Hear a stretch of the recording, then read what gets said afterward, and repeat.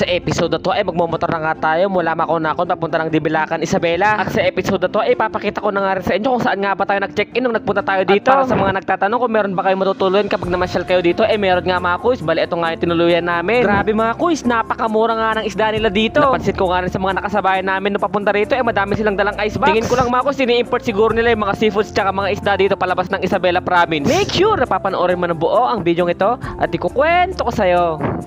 Noong nakaraang episode ay nag-ikot-ikot nga tayo sa Maconacon, Isabela. At dito nga mga kuys, nadaanan din namin yung munisipyo ng Maconacon, Isabela. Bale, eto nga pala yun. Mabilisang picture-picture nga muna, tapos lumarga na rin kaagad kami. Napakasolid talaga ng naging ride natin sa bayan na to. Alam kong darating yung panahon na may papagmalaki ko itong ride na to, lalong-lalo na sa aking mga magiging apo. Apo, Maconacon baka mo. Nung araw na puntahan ko yan, hindi pa sementado, hindi tayo sumakay ng eroplano o bangka. Minutur ko lang to. Bale, eto nga pala itsura ng bigat nung araw, hindi pa sa sementado. Ayun oh. Bale, yung part 1 nga pala ng video natin mga kuys, ilalagay ko na lang sa comment section ng video ito kung hindi mo pa napapanood. Kung saan, dyan mo nga mapapanood yung pagtawid natin sa VCAT na daan. Anyways mga kuys, balik na nga tayo sa kwento. Bumiyahin na nga kami mula Maconacon papunta ng Dibilacan, Isabela. Nadaanan na nga din natin yung pangmalakasang kahoy na tulay nila dito. Kung saan, ito na nga yung boundary ng Maconacon tsaka Dibilacan. Bale, ito na nga ang itsura ng highway ng Dibilacan, Isabela. And finally, papasok na nga tayo ng sentro ng Dimapula. Na kung saan, sementado na nga parte dito mga kuys. Bali sa bandang kanan, nadaanan na nga din natin yung pinakapalengke nila dito mga kuys. Na kung saan ay napakamura nga ng mga bilihin dito, lalong-lalo ng mga isda. Bale, ito na nga ang itsura ng loob ng palengke nila dito mga kuys. Sa tingin ko lang para siyang malaking talipapa kung i-compare ko siya dito sa may sa atin. After nga naming mamili ay lumarga na rin kaagad kami. Bale, located nga sa pinaka-sentro yung pag-check-inan natin mga kuys, Barangay Dimapula. Bale, dito na nga tayo nag-check-in mga kuys, na kung saan apat nga kami at kasyang-kasya na kami dito. Bale, may aircon na rin pala yung kwarto mga kuys. Bale, may sariling terrace na nga rin pala itong kwarto na to mga kuys. Bale, mayroon na nga rin itong sariling CR at mayroon na nga rin itong sariling lababo.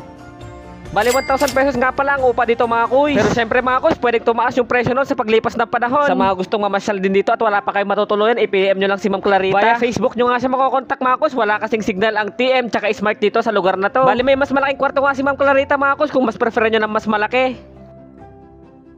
After namin magpahinga ay napagdesisyonan nga ng grupo na mag-ikot-ikot naman muna dito sa may Dibilacan, Isabela. Lugar na kung saan ay walang manghuhuling LTO. Kung saan ang tanging bawal lang ay ang maingay na tambutso. Unang lugar nga na pinasyalan natin dito mga kus ay yung port nila. Bale, dito nga binababa at dito rin isinasakay yung mga ine-export tsaka mga ini-import nila sa bayan na to. Ikaw kuys, nakapunta ka na ba dito sa may bayan ng Dibilacan? Paiwan naman sa comment section ng video ito. Bali nadaanan na nga din namin yung lighthouse nila dito na kung saan papasok nga kami sa mismong dagat nila mga kuys. At ang isa sa pinaka-goal ko nga dito mga kus ay ang magmotor dito sa mismong dagat nila. Medyo malambot pala talaga yung lupa ng dagat nila dito mga kuys. Na kung saan medyo dumudulas-dulas nga tayo. Maski si Team Kabural madanagan mo ito na eh. At dahil goal ko nga ang magmotor sa gilid ng dagat, ipipilit ko bakit kasi? At dahil ayaw nang umangka si Team Kabural sa atin, diyan ka na, bahala ka na dyan Kuya Juni.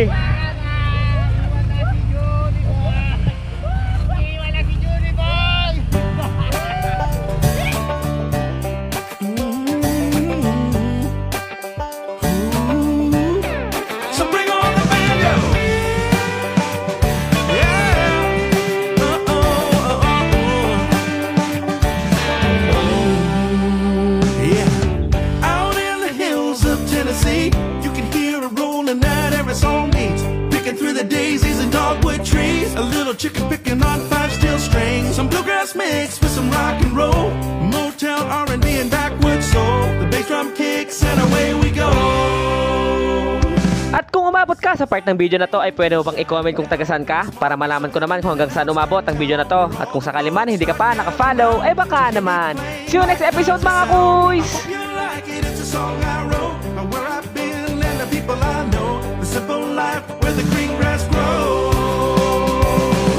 Uy kuys, nabilitaan mo na ba yung naka-flash sale ngayon na tubeless na gulong sa Shopee? Bali, eto nga pala ang KRX tubeless tires. Sa halagang 420 pesos nga ay pwede ka na magkaroon nito. Lahat nga ng rim sizes ay available sa kanila. Kaya kung ang motor mo nga ay NMAX, Honda Click, Aerox, Sniper o kaya Raider, ay tamang-tama nga sa'yo ang video na to. Kaya habang nakabodega sale nga sila ay mag-order ka na ng gulong mo. Paubos sale na lang to.